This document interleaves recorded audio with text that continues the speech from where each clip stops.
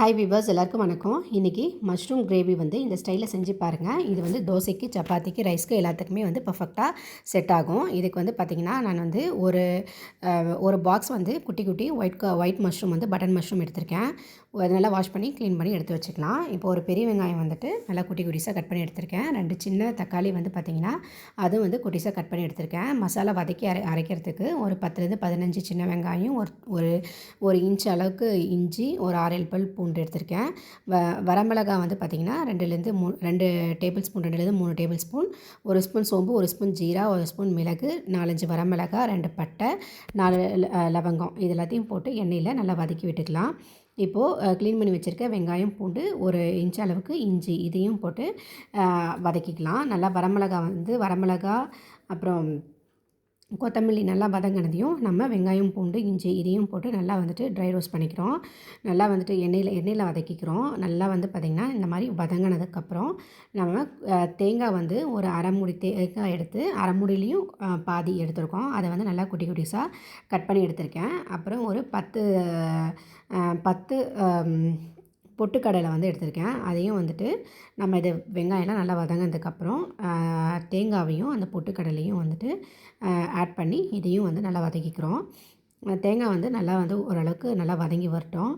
நல்லா வதங்கி வந்ததையும் நம்ம ஒரு மிக்ஸி ஜாருக்கு மாற்றிக்கலாம். மிக்ஸி ஜாருக்கு மாற்றிட்டு ஆறுனதையும் நல்லா வந்துட்டு ஃபைனாக வந்து அரைச்சி எடுத்துக்கலாம். இப்போ அதே பாண்டலில் தேவையான அளவுக்கு எண்ணெய் விட்டுட்டு நம்ம கட் பண்ணி வச்சுருக்கிற பெரிய வெங்காயம் ஆட் பண்ணிக்கிறோம். தாளிக்கிறதுக்கு கடுகு, அப்புறம் ஏலக்காய், இது 2த்தையும் போட்டு நம்ம தாளிச்சிக்கிறோம். கருவேப்பிலை போட்டு தாளிச்சிட்டு பெரிய வெங்காயம் கட் பண்ணி வச்சுருக்கிற பெரிய வெங்காயம் போட்டு நல்லா வதக்கிக்கலாம். வதங்கி வந்ததையும் நம்ம கட் பண்ணி வச்சுருக்கிற தக்காளியும் போட்டு நல்லா வதக்கிக்கிறோம். பாருங்கள், இந்த மாதிரி நல்லா வதங்கினதுக்கப்புறம் நம்ம வாஷ் பண்ணி வச்சுருக்கிற மஷ்ரூமை வந்துட்டு நம்ம கட் பண்ணலாம் போகிறதில்ல. ஏன்னா அது வந்து குட்டி சைஸ் மஷ்ரூம் தான். ஸோ அதை வந்து அப்படியே ஆட் பண்ணிக்கலாம்.